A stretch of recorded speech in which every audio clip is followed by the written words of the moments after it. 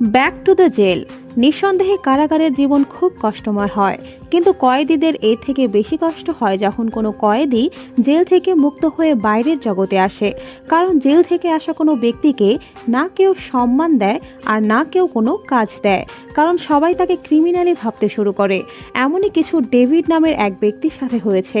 যখন সে কারাগার থেকে ফিরে আসে তখন সে অনেক কাজ খোঁজে যাতে সে আবার তার জীবন নতুন করে সাজাতে পারে, কিন্তু সমাজের জন্য সে এখনও ক্রিমিনাল, যার ফলে সে কোনো কাজ পায় না, এমনকি সে ক্ষুধায় সারাদিন না খেয়ে থাকে।